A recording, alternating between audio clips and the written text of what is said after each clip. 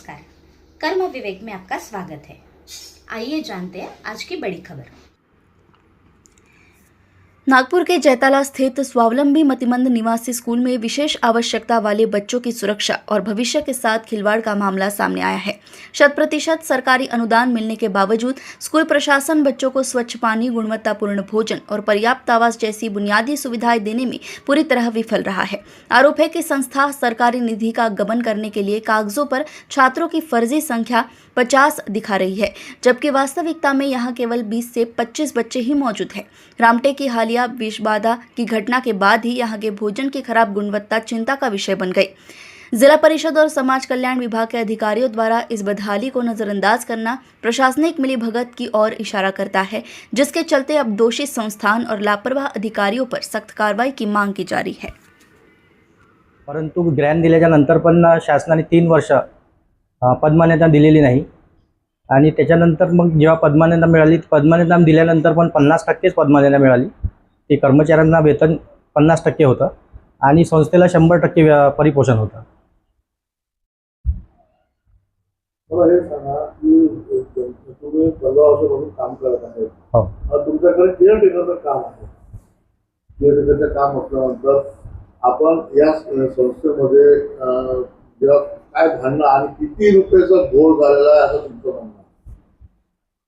इथे घोळ तर झालेला आहे सर, कारण प्रत्येक कर्मचाऱ्याकडून यांनी लाखो रुपये घेऊन पद घेतलेले आहेत आणि प्रत्येक कर्मचाऱ्यांना हेच सांगितलं गेलं की तुम्हाला 6 महिन्यामध्ये वर्षभरामध्ये पगार सुरू करतो, परंतु 15-15 आणि 20-20 वर्ष लोकांना बिना पगाराने काम करवून पैसे घेऊन लगेच आणि त्यांच्याकडून पैसे घेतल्यानंतर पण त्यांना कुठल्याही पद्धतीचे मानधन किंवा कुठल्याही पद्धतीची पैशाची मदत न करता यांनी बिना पैशाने काम करून घेतलेलं आहे।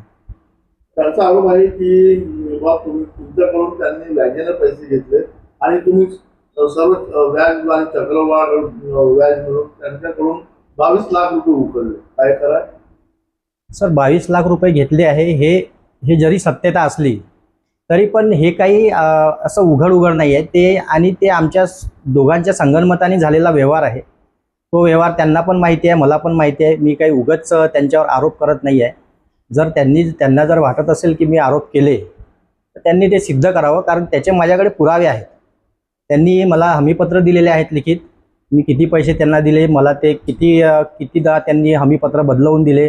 मग जेव्हा त्यांच्याकडे अमाऊंट रक्कम आली त्याच्यानंतर त्यांनी मला आरोप लावले माझ्यावर, पण ते आरोप काही सत्य नाही आहे, कारण जे व्यवहार झाले आहे ते संगनमताने झालेले आहे आणि जेव्हा त्यांच्याकडे पैशाची त्यांना गरज होती तेव्हा त्यांनी माझ्याकडून मागवून घेतले आणि ज्यांच्याकडून मागवले त्यांच्यासोबत त्यांचं डिस्कशन पण झालेलं होतं, परंतु त्यांना जेव्हा पैसे द्यायची वेळ आली त्यांनी माझ्यावर आरोप लावले आणि म्हटलं की नाही आम्ही तुम्हाला एवढे पैसे देऊ शकत नाही। पण अशी गोष्ट असं आहे नाही, कारण त्यांनी लिखित दिलं आहे माझ्याकडे। त्याच्यानंतर त्यांनी माझ्याकडे चेक पण दिले होते त्यावेळेसचे, ज्यावेळेस त्यांची ते अवधी होती त्यावेळेस जेव्हा अवधीत आली त्याच्यानंतर त्यांनी मग पोलीस स्टेशनमध्ये तक्रार केल्याच्या कारणाने मग तो डिस्प्यूट झालेला आहे। त्यांनी असं पण आरोप केलेला आहे की तुम्ही आणि तुमची मिसेस तिथे चतुर्थ श्रेणीमध्ये काम करता, तिथे गेल्यानंतर कोणतेही कामं तुम्ही करत नाही, मोबाईलवर फक्त राहता, मुलांना पण मोबाईलचा छंद लावून तुम्ही जोरात मोबाईल वाजवता, काय सत्य? नाही, ही सत्यता नाही आहे। हे बघा, मुलं अटॅच आहेत आमच्यासोबत, मुलं अटॅच असल्या कारणाने आमच्या आजूबाजूला राहतात। आता आमच्याकडे मोबाईल असल्याकडे त्यांचा एक अट्रॅक्शन आहे मोबाईलचं, त्यांना काही आम्ही मोबाईल दाखवत नाही, त्यांना एक यूट्यूबचं हे म्युझिक ऐकणे किंवा एखादा गेम, ते जे छोट्या मुलांचे प्लेयर गेम असतात ते बघण्यासाठी फक्त मोबाईल घेतात। असं नाही की आम्ही त्यांना पूर्ण वेळ मोबाईल बघायला लागतो। जर आमच्याकडे जर मुलं येऊन बसत असतील तर मग शाळेतील जे शिक्षक असतात, विशेष शिक्षक, त्यांचं हे काम आहे की त्यांना ते डेव्हलपमेंट करून द्यायला पाहिजे। त्यांना याची जाणीव असायला पाहिजे की आम्ही जर केअरटेकर आहे तर मग विशेष शिक्षकांचं काय काम आहे तिथे। मग जसं आता तुम्ही आणि तुमची केअरटेकर आहे, महिला शिक्षकांसोबत आपला अभद्र व्यवहार आहे, टीका टिप्पणी आपण नेहमी करता, असं त्यांचं म्हणणं आहे। नाही, हे चुकीचं आहे सर। असं काहीही आहे नाही की मी कुणावर कुठल्याही महिलेवर टीका टिप्पणी केलेली नाही आहे। आता हा चुकीचा आरोप लावून माझ्यावर काहीतरी इलिगन्स लागल्याच्या नंतर मला कुठेतरी फसवायचं, ही त्यांची भूमिका आहे। त्याच्यामध्ये त्यांची पत्नी येते, त्याच्यानंतर अनेक महिला आहेत। आता कसं आहे, या गोष्टी आधी माझ्या फेवरमध्ये होते सर्व कर्मचारी, पण आता कसं झालं आहे, मी यांच्या विरोधात गेल्याच्या कारणाने आणि जे मी तक्रारी केल्या आहे त्याच्यामुळे सर्व महिला आता माझ्या विरोधामध्ये आहेत. त्यांना असं वाटून राहिलं की बा यांच्या काही करण्यामुळे आमचे पगार बंद नको व्हायला, तोच त्या उद्देशाने ते माझ्यावर आरोप लावून राहिले आहेत. असं काही मी काही कुणाला कोणत्या महिलांना काही असं काही बोललेलो नाही आहे आणि असं काही बोलत नाही. कशा प्रकारचा घोडा आहे आणि किती लाखाचा घोडा आहे सविस्तर सांगा. घोड तर लाखो करोडो रुपयाचा आहे. यांनी कर्मचाऱ्यांना नियुक्त केल्यावर पण लाखो रुपये घेतले. त्याच्यानंतर जेव्हा अनुदान आलं 2015 पासून यांनी परिपोषण वेतनेतर अनुदान घेतलेलं आहे. दर वर्षाला त्यांना 15 ते 20 लाख रुपये अनुदान येतात. आता 10 वर्षाचं अनुदान झालं आहे, तर कमीत कमी 1.5 ते 2 करोडचा त्यांच्याकडे फंड आलेला आहे. पण तो फंड आल्याच्या नंतर पण त्यांनी कुठल्याही गोष्टीची शाळेला व्यवस्था नाही केली आहे. आजही त्या शाळेमध्ये जर्जर वर टिना लागलेल्या आहेत. मुलांची झोपण्याची व्यवस्था बरोबर नाही केली आहे. मुलांना बाथरूमची व्यवस्था नाही आहे. मुलांना जेवणाची व्यवस्था बरोबर दिल्या जात नाही. रोज एकच जेवणामध्ये ते मुलं पण आम्हाला जेव्हा आमच्यासोबत अटॅच आहेत मुलं आम्हाला सांगतात की आम्हाला आज जेवण असं मिळालं, 4 दिवस झाले आम्हाला डाळच मिळून राहिली आहे. मग जर यांच्याकडे जर एवढा फंड मिळून आला शासनाकडून तर यांनी मुलांची सोय करायला पाहिजे. आणि असं असून पण यांच्याकडे मुलं 50ची मान्यता आहे, पण यांच्याकडे उपस्थिती राहते फक्त 20 ते 22 मुलांची. मग 20 ते 22 मुलांचे जर हे फक्त खाणं देऊन आले त्याच्यानंतर पण ते त्याच्यामध्ये पण तुम्ही कमतरता करून राहिली आहे. मग तुम्हाला 50 मुलांचं यांना जर संस्थेला जर 50 मुलांचं परिपोषण मिळते आहे, मग 22 मुलांना मग व्यवस्थित जेवण द्यायला पाहिजे, व्यवस्थित त्यांची सांभाळ करायला पाहिजे. हे माझं मत आहे. जसं आता तुम्ही म्हटलं का त्याच्या जो फंड येतं त्याच्या व्यतिरिक्त डोनर जे आहे जे तिथे मतिमंद मुलांना डोनेशन करतात त्यांची संख्या किती आणि ते कशा प्रकारे डोनेशन करतात?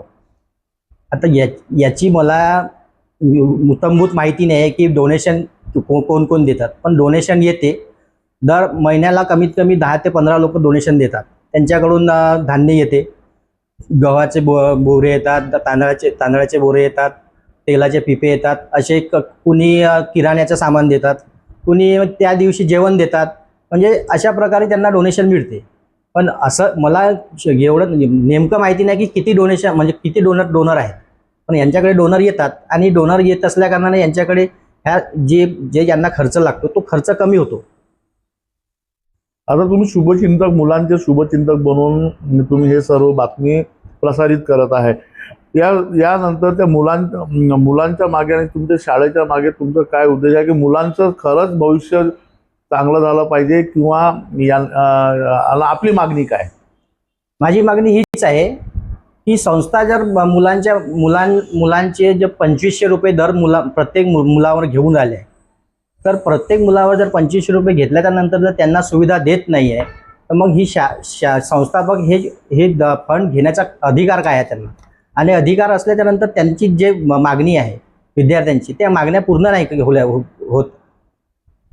मग संस्था जर या गोष्टीसाठी जर ओपन केली असेल फक्त पैसा उकळायचा आणि दिव्यांग मुलांच्या सेवाच नाही करायची, मग संस्थेने फंड कशाला घ्यायचं? माझी हेच मागणी आहे की मुलांना जी व्यवस्था असायला पाहिजे, खाण्याची व्यवस्था, झोपण्याची व्यवस्था, कपड्याची व्यवस्था.